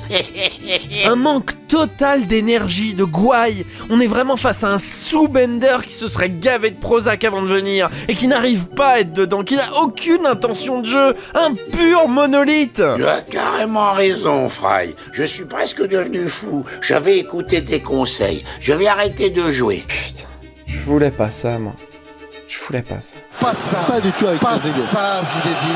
Pas aujourd'hui, pas maintenant, pas après tout ce que tu as fait. Le pire, ça reste quand même Zoidberg. Dans la première VF, on en parlait tout à l'heure, je sais que la vidéo est beaucoup trop longue, alors je me permets de le rappeler, Bernard Tiphaine arrivait parfaitement à faire deux voix différentes pour Zoidberg et Bender, et on arrivait à distinguer les deux sans trop de soucis. De plus, il avait capté chez Zoidberg ce côté « je parle du tentacule » sans tomber dans le cliché « je parle du nez ». C'était assez fin. Dans les films, non seulement il est au même niveau d'énergie raplapla que Bender, mais en plus il parle clairement du luné, c'est parfaitement ridicule, et on ne distingue plus aussi bien la voix de Bender de la voix de Zoidberg. D'après ce courrier électronique, moi, Zoidberg, je suis son héritier direct. Il me suffit de créditer un compte en banque numéroté dans un paradis fiscal pour hériter son royaume, sa pirogue et sa superbe jeune épouse. On va pas se mentir, il se bouche le nez, hein. Moi aussi je peux le faire, hein. Oh, je suis Zoidberg. Pour réatteindre le niveau de la première VF, il aurait fallu lui laisser le temps de se remettre en voix, de reprendre ses repères, de perfectionner ses mandibules. Mais non, on lui a dit, t'as une journée pour doubler un film. C'est juste scandaleux. Pourquoi? Oh, et je vous ai dit que Lionel Menet était toujours là? En Jamaïque, même les obèses paraplégiques font mieux que toi. Non, je vous le dis au cas où. Voilà, c'est fait, on a atteint le fond. Ah, pas tout à fait, Fry. Il faut encore qu'on parle de toi. Alexis Thomasian laisse donc sa place à Laurent Mantel, que vous connaissez sans doute comme étant la voix de pas grand monde en fait. Laurent Mantel, c'est un comédien qui jusqu'à maintenant a surtout doublé des rôles secondaires, voire tertiaires dans des séries, des téléfilms et des dessins animés moyens. En revanche, c'est un très bon audiodescripteur. L'audiodescription, comme son nom l'indique, c'est un procédé destiné aux personnes malvoyantes qui, en parallèle des dialogues du film, décrit ce qui se passe à l'écran. Les arbres se resserrent. Harry court vers la lumière. À un croisement. Couche-toi! Victor tire sur Cédric. Couche-toi! Cédric réplique. Expelliarmus! Victor s'écroule, touché par l'éclair de la baguette. Laurent Mantel est très actif dans ce domaine. Il est auteur, directeur artistique, il prend régulièrement la parole sur le sujet. Donc voilà, si vous reconnaissez sa voix, c'est sans doute plus comme audiodescripteur d'un singe en hiver que vous aurez entendu à l'EHPAD de Neuilly que comme le BG qui veut se taper Paige dans l'épisode 15 de la saison 8 de Charmed. Et dans Futurama, me direz-vous? Parce que oui, c'est vrai qu'on s'en est un petit peu éloigné, mine de rien. Bah voilà quoi. Il est pas bon. Je dis pas il est pas bon comparé à son prédécesseur, comme ça a pu être le cas pour Pierre Dourlan dans Amadeus ou Julien Châtelet dans Fullmetal Alchemist. Non, il est juste pas bon quoi. Il est pas en énergie, il ne dégage aucune facétie, aucune naïveté, il ne génère auprès du spectateur aucune euphorie, aucune joie, il a une voix parfois assez éraillée et assez éloignée de celle du personnage, et en même temps, on y revient encore et toujours, ils avaient qu'une journée pour doubler un film quoi. Et autant les autres acteurs, ils avaient déjà une expérience sur leur personnage, autant lui, il est arrivé en terre inconnue, à l'improviste, sans aucune info. Je le blâme pas, quoi. Il pouvait pas faire de miracle. Ah oui, tu crois? Alors là, écoute, je vais te dire une bonne chose. J'approuve entièrement. Tu quoi? Bref, adaptation calamiteuse, acteurs en sous-régime, casting famélique et Alexis Thomasian en grand absent, cette troisième VF est un désastre. Et encore, j'ai pas parlé du mixage qui, en plus d'être approximatif, est aussi fainéant, avec une économie d'effets qui est parfaitement ridicule. 001100000. C'est nul! Très sincèrement, je pourrais lister ces problèmes pendant 1 heure de plus sans jamais tomber à court de reproches. Et ça a été très difficile de choisir les extraits d'illustration parmi la montagne de notes que j'ai pris. C'est à pleurer de désespoir. Comme quoi, c'est pas le tout d'avoir des bons comédiens, il faut aussi savoir quoi en faire. Et surtout avoir le temps d'en faire quoi que ce soit. Parce que sans déconner, chaque membre de cette équipe, je l'ai déjà entendu faire 1 milliard de fois mieux. Aussi bien les acteurs que les auteurs. Cette VF est le symbole de ce qui se passe quand on n'a pas le temps de bien travailler. C'est de la merde! Le message est passé. Après une aussi grande déception, je vous avoue avoir pris un petit peu de distance avec les bails nébuleux de la VF de Futurama. Et lorsque Comédie Centrale a annoncé la commande de 2 nouvelles saisons de la série et qu'on m'a demandé si à mon avis ils allaient reprendre le casting d'origine, eh ben j'ai répondu... J'en ai rien à foutre. Est-ce que Alexis Thomasian va revenir? Mais je ne sais pas, et je m'en tape. Est-ce qu'on leur laissera le temps de travailler? Mais qu'est-ce que j'en ai à foutre? Est-ce que William Corrin va écrire les textes? Rien à carrer. Oh, et puis est-ce que... Oui, vous avez raison. Aussi, quand j'ai finalement vu débarquer la VF sur les ondes de Énergie 12 avec des comédiens de la première équipe, des comédiens de la deuxième équipe et une nouvelle équipe d'auteurs, je ne savais vraiment pas à quoi m'attendre. Le casting d'origine allait-il être aussi bon que dans les premières saisons ou aussi mauvais que dans les films? Tiffen allait-il redevenir le robot sarcastique d'autrefois ou rester le boulon rouillé neurasthénique? Est-ce que les rôles seront bien répartis ou bien est-ce qu'on va remarquer que c'est les deux mêmes comédiens qui font tous les personnages secondaires? Et surtout, les nouveaux auteurs auront-ils la finesse d'un William Corrin ou les gros sabots du duo Lips et Tchegoyen? Et la réponse à toutes ces questions, c'est... un petit peu de tout ça à la fois. Les dernières saisons de Futurama ont donc été doublées au studio Lilo, que vous avez déjà pu visiter grâce à cette chaîne, sous la direction de Gilbert Lévy, qui avait dirigé la deuxième VF. L'équipe d'adaptation est assez conséquente, c'est rien de le dire, puisque nous avons Cécile Carpentier, Xavier Husnet, Didier Duclos, Anne Barra-Ruzunza, Flora Seeger, Hélène Castet-Blanding-Guédon, Émilie Barnier, Ludovic Manchette, Aurore Lafage, Thibault Longuet, Audrey Bernière, Cécile Favre et Christian Niemec, le seul à avoir adapté du Futurama avant. 14 adaptateurs donc. Me croirez-vous si je vous dis que ça n'aide pas du tout les histoires de cohérence interne dont je n'arrête pas de me plaindre depuis 1 heure? Pour un amateur de doublage fan de Futurama, le premier épisode de ces nouvelles saisons est une succession de montagnes russes. On commence avec un dialogue sur Fry et le professeur Farnsworth où on entend avec joie Alexis Thomasian et Jean-Pierre Moulin. Oui, et alors? Bah rien, c'est tout. Yes! Yes! Ensuite, on entend Hermès qui, enfin, n'est plus joué par Lionel Mellet, mais par Eric Missoff. Regardez, c'est fou, on dirait Port-au-Prince là-bas. On est de retour sur Terre. Mais oui, évidemment. Yes! Yes! Bon, n'importe qui d'autre, un tant soit peu concerné par la continuité vocale, râlerait, mais moi, yes! Puis avec Futurama, hein, ça fait un moment que j'ai abandonné les idées de continuité vocale. Ensuite, on a la blague supraméta impossible à comprendre pour le public français qui n'a pas suivi l'actu de la série. Yes, it's sort of a Comedy Central channel. And we're on it now.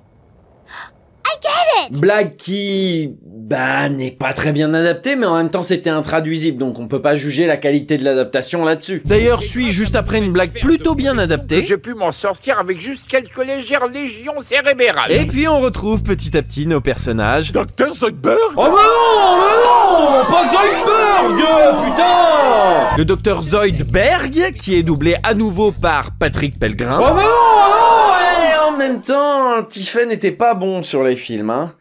Peut-être qu'il serait temps de redonner sa chance à Pelgrin. Et d'ailleurs, après Zoidberg vient Bender. Le suspense est à son comble. Tiffen, pas Tiffen. Ça me réjouit de mourir en pensant que t'as osé te rabaisser à faire ça. Yes, Tiffen! Tiffen, c'est Tiffen! Ouh, trop cool, j'ai jamais autant pété le feu. T'as pas des ouais, j'en mettrai pas encore ma main à couper, hein. Et ensuite, après une bonne moitié d'épisodes où on se demande quelle voix aura Leila quand elle sera de nouveau à l'écran. Préparation pour un atterrissage d'urgence. Quoi? On a survécu au crash? Ah, donc c'est plus Blanche Ravalex, c'est à nouveau Mélodie Dubo. Et visiblement, elle serait archi mauvaise. Bon, ça c'était le roller coaster émotionnel pour exacerber nos angoisses et nos espoirs.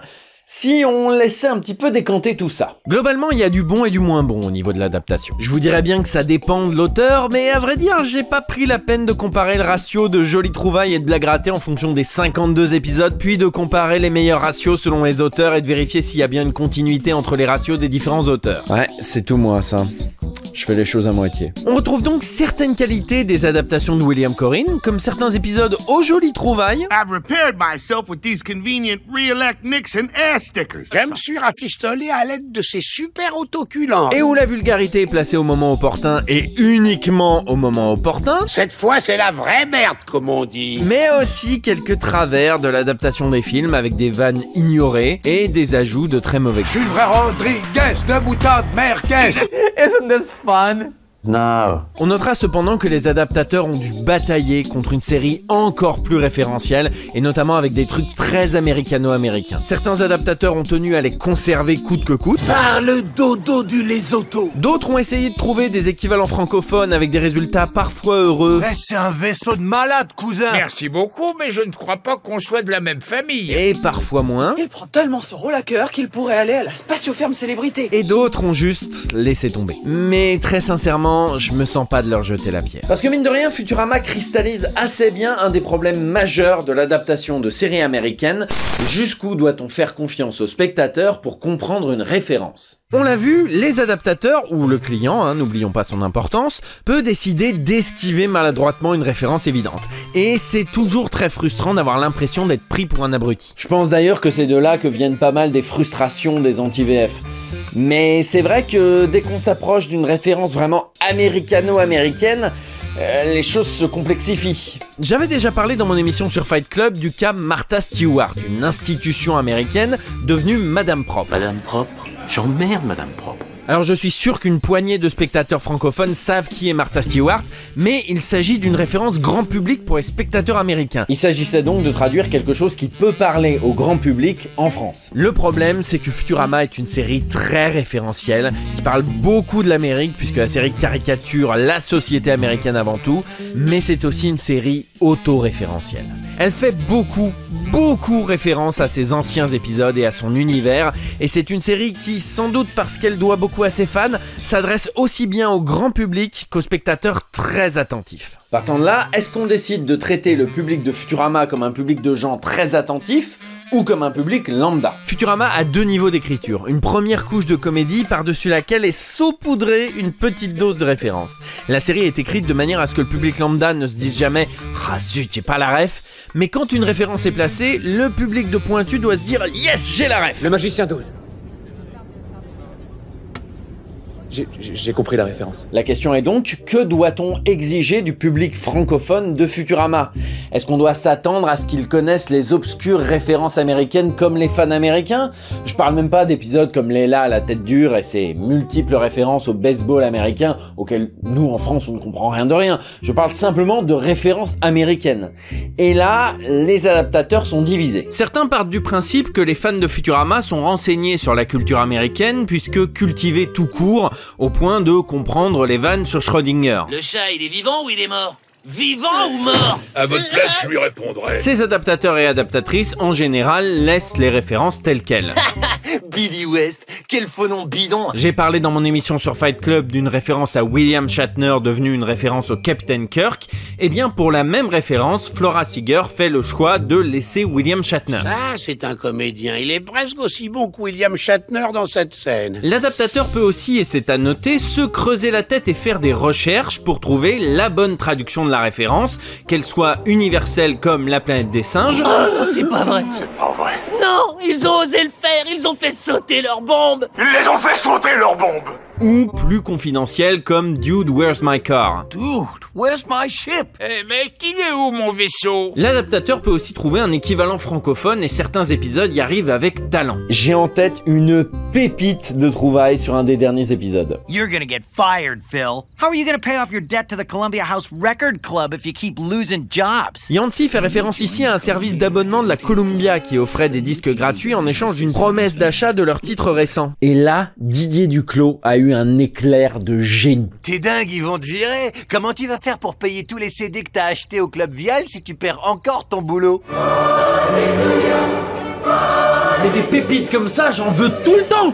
Malheureusement, on a parfois des adaptations moins inspirées qui référencent paresseusement, voire pas du tout, voire qui essayent encore une fois d'ajouter leurs propres blagues. Fine, fine. Get off my lawn. Je vous ai compris. Maintenant, dégagez de ma pelouse. J'ai jamais autant ri de ma vie. Merci, bonsoir. Au revoir. Merci. Globalement, les adaptateurs auraient dû, à mon sens, beaucoup mieux se synchroniser entre eux. Parce que les références américaines, bon, on peut en discuter, mais il y a aussi les auto-références que la série fait à elle-même. Et normalement, pour ça, on devrait pas discuter. On cherche comment traduire correctement la référence, point. Mais là encore, tous les adaptateurs ne se sont pas mis d'accord. Certains font des efforts pour renouer avec les traductions récurrentes de la série, mais d'autres adaptateurs n'en ont clairement rien à foutre. Du coup, ça donne un ensemble assez bizarre, cette histoire.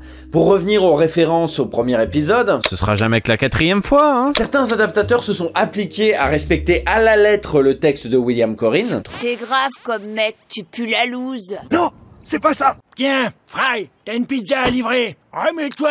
C'est pas ça. Bonsoir, livraison de pizza pour... Il s'est fait avoir. Oh zut. Non, c'est pas ça. Tu as perdu. Le temps a été écoulé. Et le pire, c'est que c'est parfois à peine quelques épisodes d'écart. Dans un épisode, Fry va boire une grande quantité de Slurm, le Coca-Cola local qui était déjà au cœur d'un épisode, et des fois, la référence au Slurm va être grossièrement ignorée. Bon, on va jeter encore un coup d'œil à Scary Door. En revanche, vous arrivez à ouvrir la porte de la peur. Nous vous dirigeons lentement mais sûrement vers la porte de la terreur. Je demande pas la lune, pourtant. Je demande juste à ce qu'on respecte la cohérence interne. C'est pas dur. Il suffit de faire une Bible. Juste une petite Bible. Dommage qu'il ait pas eu sa Bible sur lui. Bon, cela dit, il n'y a pas que l'adaptation qui saccage la cohérence interne de la série, et même de cette saison. Parlons un petit peu de la direction artistique. Gilbert Lévy dirige donc une nouvelle fois la série Futurama et comme autrefois, il a su s'entourer d'excellents comédiens à voix multiples. On retrouve donc Eric Missoff, excellent en Zap et en Hermès Conrad, yes, Hervé Karadec pour faire Nibbler et Morbo, et Gilbert Lévy lui-même pour faire Keith, Donbot et tout un tas de personnages secondaires, ce qui est assez perturbant. Si vous êtes fan des Simpsons ou de South Park, vous aurez une sensation de déjà-vu. Soyez les bienvenus, chers membres du musée, ou plutôt chères futures expositions, comme j'aime vous le rappeler. Mais on a également de nouveaux venus dans l'équipe, comme Stéphane Ronchevski qui campe un très bon calculon, entre autres. Ah, chère Juliette, pourquoi es-tu si belle encore? Je veux rester près de toi et ne plus sortir de ce sinistre palais de la nuit. Zahira Benbadis, qui est vraiment excellente en Mans, Barbara et tout un tas d'autres personnages féminins. La mission est simple comme bonjour. Les grognards attrapent l'extraterrestre, le chirurgien les tripe, tu me rapportes son venin en douce et le tour est joué. D'accord, faire je sais pas quoi du venin, compris. Ainsi que Benoît Dupac et Olivia Dutronc qui font des personnages secondaires. Beaucoup de personnages secondaires. C'est un des seuls trucs que je reprocherais à Gilbert Lévy. Le problème de Benoît Dupac, c'est qu'on le reconnaît. Quel que soit le personnage qui double. Alors est-ce que c'est parce que j'aime beaucoup ce comédien, que je l'adore, que je l'admire, que c'est un de mes comédiens préférés, que notre rencontre m'a donné envie de me lancer dans la vidéo et de faire Parlons VF? Peut-être, va savoir. En tout cas, je l'entends.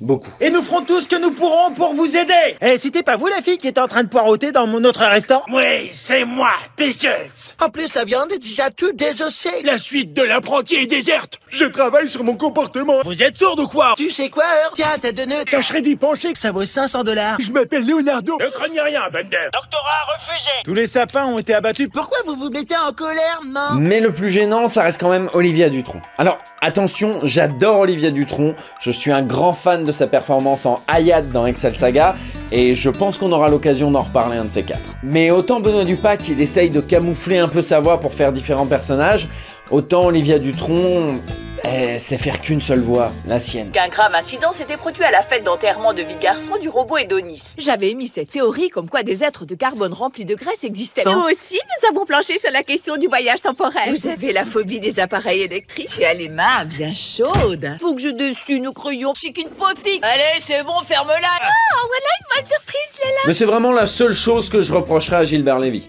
Enfin, ça et la cohérence interne, putain!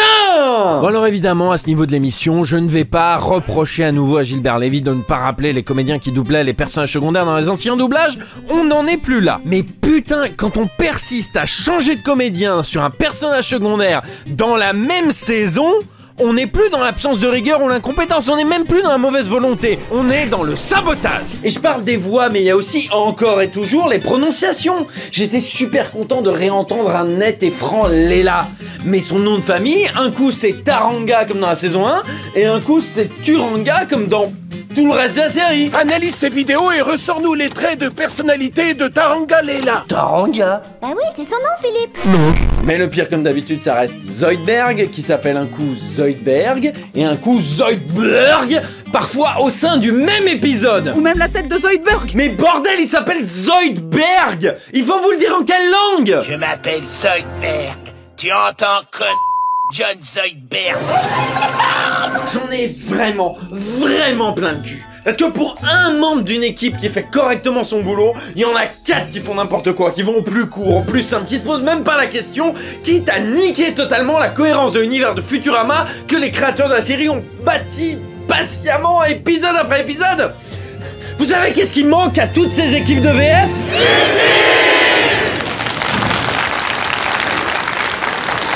Eh, c'est pas si compliqué quand même. Bon, je pourrais vous parler encore un peu de certains choix du DA, comme celui de traduire les chansons une fois sur deux, ou encore ces travaux un petit peu aléatoires sur les accents. Il y a aussi l'Allemagne qui s'en prend plein la poire dans cette saison, je veux dire plus que d'habitude, et les connaissances de l'équipe en la matière sont assez... limitées.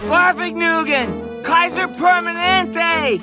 Frusigladia! Santé, enfin, Prosit, Rammstein, Strudel, inspecteur Derrick, ich bin ein Berliner! Bon, après, les Allemands, on a le droit. C'est rigolo. Aujourd'hui encore, il arrive que les paléontologues retrouvent des mammouths congelés dans les glaciers de la vallée. Ouais, pour le coup, ça c'est plutôt du belge. T'as pas autre chose? Alors, bande d'envahisseurs, ça se passe comme vous voulez? Ça va, nous allions manger des pretzels en écoutant Rammstein. Non, mais sans déconner, ça va bien avec Rammstein. Il y a d'autres groupes allemands connus.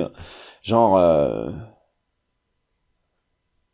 Wagner. Bon, passons au casting principal. Cette 4e VF marque le grand retour de Alexis Thomasian dans le rôle de Fry pour notre plus grand plaisir. Maintenant, je me sens valorisé. Au niveau des retours, on retrouve Jean-Pierre Moulin en professeur Farnsworth, toujours aussi énergique. Je déteste ces nerds. Juste parce que je suis plus bête qu'eux, ils pensent qu'ils sont plus intelligents que moi. Tuez-les tous! Ainsi que Bernard Tiphaine qui est... Bah, clairement meilleur que dans les films. Ouais, qui est intéressant, je suis à la fois impressionné et sur le point d'être mangé. Même si oui, l'énergie n'est pas toujours là, le Bender qu'on aime est clairement de retour. Avec sa gouaille, sa fougue, son cynisme et son sens de la punchline, un plaisir. J'espère que cette crème te rendra invisible parce que tes boutons ils partiront pas comme ça. Alors c'est méchant. Bien vu, mais méchant. En revanche, Bernard Tiphaine ne double plus Zoidberg. Alors est-ce qu'il arrivait plus à faire la voix? Est-ce que comme dans les films, on n'arrivait plus à distinguer Bender de Zoidberg? En tout cas, il est remplacé par Patrick Pelgrin qui, avouons-le, ne nous avait pas vraiment convaincus dans la 2e VF. Et... ben, il est bien meilleur! Non, sans déconner, petit rappel de ce qu'il faisait dans la 2e VF. Je vous dis qu'on va droit dans le mur. Je suis prêt à échanger toutes mes actions contre un sandwich. Et voilà ce que ça donne dans la 4e. Ça y est, je me souviens. Oui, tout est clair maintenant. Voilà ce qui m'a traumatisé durant toutes ces années. Abandonné derrière soi, quel repas, quel gaspillage. Non, y a pas à chier, y a un vrai level up chez Patrick Pelgrin entre la 2e et la 4e VF. Peut-être a-t-il eu le temps de perfectionner son phrasé? Peut-être qu'il a eu plus de temps pour travailler? Peut-être que Bernard Tiphaine lui donnait des conseils sur le plateau? En tout cas, il incarne parfaitement ce loser incompétent qu'est Zoidberg, et il arrive à lui donner ce petit côté « je parle des tentacules ». Non, bien joué. Vraiment bien joué. De la 2e équipe nous revient également Jessie Lambot. Alors je l'avais bien aimé dans la 2e VF, ça ne change pas, je la trouve toujours convaincante en Amy. Enfin, c'est de nouveau Mélodie Dubo qui double Léla. Et je me doute que l'extrait que je vous ai diffusé tout à l'heure vous a fait peur, mais en vrai, ça va. Clairement, ce n'est pas Blanche Ravalec, je vais pas vous mentir, mais comme Patrick Pelgrin, on sent un level up entre la 2e et la 4e VF. Elle sonne plus affirmée, moins superficielle, et arrive à être très crédible dans les scènes un peu plus premier degré. Vous êtes tous des faibles. Je m'en rends compte maintenant. Je n'ai d'autre choix que d'être mon seul équipage. Est-ce que c'est clair pour tout le monde? Vous avez perdu la raison, capitaine? C'est à moi que vous parlez. Trêve de bavardage. Il me faut aller chercher ce monde. De manière générale, tout le monde s'en sort à merveille dans les scènes premier degré et c'est à souligner avec des passages vraiment poignants. Alors est-ce que cette nouvelle VF est du niveau de la première? Non. Est-ce qu'elle se regarde malgré tout? Oui, clairement oui. Parce qu'avec cette VF, c'est le retour de quelque chose que j'attendais depuis la saison 4. La série redevient drôle. Et ça... putain, ça fait du bien. J'en ai déjà parlé plusieurs fois dans Parlons VF, mais un point essentiel quand on regarde un film ou une série comique, c'est que l'œuvre reste drôle en VF. Et avouons-le, les mauvais choix de casting, le jeu médiocre et les choix cataclysmiques de l'adaptation avaient clairement été un obstacle au rire dans les 2e et 3e VF. Je suis conscient que ça peut paraître cruel comme constat, mais c'est le mien. Pour la saison 4, 5 et les films, Futurama me fait rire en VO, et pas en VF. Avec cette 4e équipe, c'est le grand retour du rire, avec les performances toujours hilarantes de Alexis Thomasian, Jean-Pierre Moulin et Bernard Tiphaine, au service de textes plutôt réussis et de répliques plutôt bien trouvées. Bon, on retrouve toujours quelques escarres d'adaptation et quelques erreurs de DA, comme certaines répliques qui disparaissent purement et simplement, mais c'est vraiment pas la majorité du truc et on observe beaucoup plus souvent des passages vraiment drôles. Vraiment, si vous connaissez pas Futurama, c'est une pépite.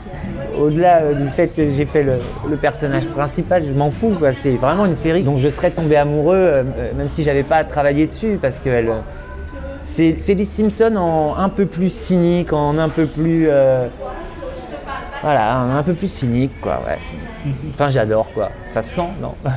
J'adore cette série. Nous voici arrivés à la fin de cette émission qui voit venir la réponse à la question « Comment regarder Futurama ?» Alors voilà ce que je vous propose. Vous regardez les 3 premiers volumes en VF. Alors attention pour le 3e volume, si vous n'avez pas les DVD, à pas regarder les VF de la seconde équipe. Pour la saison 4, 5 et les films, vous repassez en VO. Et puis pour la saison 6 et 7, eh ben, vous pouvez revenir en VF si le cœur vous en dit. Voilà. Non mais c'est ridicule. C'est ridicule, je peux décemment pas conseiller aux gens de faire des allers-retours pourris comme ça en fonction des épisodes. À ce compte-là, autant regarder toute la série en VO. Oh merde. Ça va vraiment être ça ma conclusion? Ben oui, c'est chiant mais oui. Si vous ne connaissez pas Futurama, ce serait malhonnête de ma part de vous dire de jongler entre VF et VO sur un épisode. D'autant que certains épisodes ne sont disponibles qu'en VO en DVD, donc vous n'aurez pas tellement le choix. Si on jette un regard sur la série dans sa globalité, la VO est plus suivie et surtout respectueuse de la cohérence interne soigneusement tissée au fil des saisons par l'équipe de la série qui, elle, avait une bible. Parce qu'au final, c'est le nœud du problème. Exiger autant d'attention d'une équipe VF, même si elle reste la même d'année en année, ça me semble être un caprice impossible à exaucer. Parce que les auteurs de la VF ne sont pas les créateurs de la série. Et que même s'ils la connaissaient sur le bout des doigts, eh ben c'est impossible de se souvenir ou de vérifier chaque détail de chaque épisode. D'ailleurs, même si je les ai érigés en exemple, les VF des Simpsons ou de South Park, elles aussi, font des erreurs au fil des saisons et des épisodes. Mais alors, si aucune série n'y arrive, que c'est dans l'ordre naturel des choses et que ça n'empêche pas certaines VF d'être très réussies, pourquoi suis-je aussi exigeant envers celle de Futurama? Eh ben parce que Futurama est une série très exigeante. C'est une série qui revient régulièrement sur ses épisodes passés, sur ses personnages secondaires, voire tertiaires, même quand leurs apparitions sont éparses et espacées de plusieurs saisons, de plusieurs années. Une série qui revisite régulièrement sa diégèse, quand bien même elle se contredit d'un épisode à l'autre. Bref, c'est une série exigeante, définitivement plus que des séries comme South Park ou les Simpsons. J'ai montré que South Park revisitait son début d'épisode 1 au bout de quelques saisons.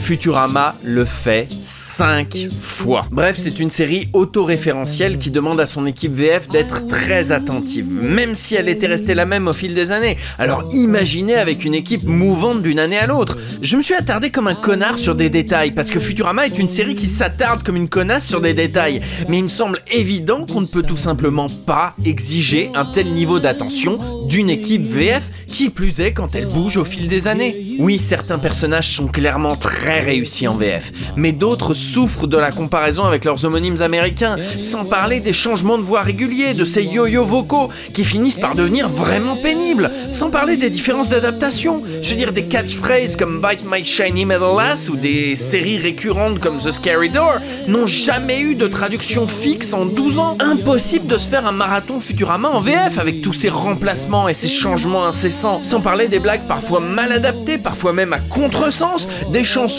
traduites une fois sur deux, et des blagounettes à 2 balles que des personnes comme Gérard Salva se sentent obligés de rajouter. C'est un truc que les fans de Friends ont compris depuis un bon moment. Pourquoi moi, je refuse de l'entendre? Parce que je l'aime, moi, cette VF. J'en suis gaga, j'en suis fou, j'en suis amoureux. Et quand on est amoureux, on fait des choses insensées, comme changer de langue en cours de saison. C'est affligeant, je sais, et pourtant c'est vrai. Même si mon cerveau me dit de tout regarder en VO, mon cœur m'oblige à switcher, à jouer de la télécommande et à profiter d'Alexis Thomasian, de Bernard Tiphaine, de Jean-Pierre Moulin, qui plus est quand ils sont au service de textes bien écrits. Et c'est un choix que je suis pas le seul à faire. La première équipe a réussi à accrocher le public francophone, et en à peine quelques épisodes. On parle pas des Simpsons et de leurs 15 000 saisons qui ont démarré dans les années 90. Non, on parle de 3 saisons, d'à peine 50 épisodes qui ont suffi à séduire et conquérir un public d'initiés à une époque où la VOST était de plus en plus accessible. C'est juste fou. Alors VO, VF, jonglage... Ben, pour une fois, ne comptez pas sur moi pour trancher. Je vous ai donné toutes les informations, vous avez toutes les cartes en main désormais, alors maintenant, démerdez-vous. Merci pour ce discours désopilant. Voilà, merci à vous d'avoir suivi cette émission et merci à certains d'entre vous de suivre Parlons VF depuis maintenant 10 ans. Comme d'habitude, je rappelle que mon avis n'est pas parole d'évangile et que c'est à vous de vous faire votre propre opinion sur la VF de Futurama. N'hésitez pas à vous abonner à la chaîne et à me soutenir sur Tipeee où de nombreuses heures de contenu exclusif vous attendent. Merci également à NordVPN d'avoir sponsorisé cette vidéo qui, on va pas se mentir, m'a occupé un petit moment. Je vous donne rendez-vous dans une prochaine vidéo et d'ici là, n'oubliez pas que le doublage c'est comme un buffet à volonté. Si c'est bon, bah pourquoi s'en priver? Allez, à la prochaine.